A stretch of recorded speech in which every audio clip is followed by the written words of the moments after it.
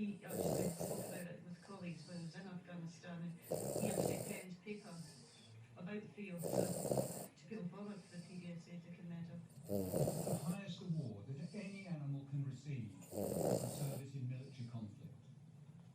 Could I now ask Sergeant Matthew Jones to come forward, please, with arms and explosive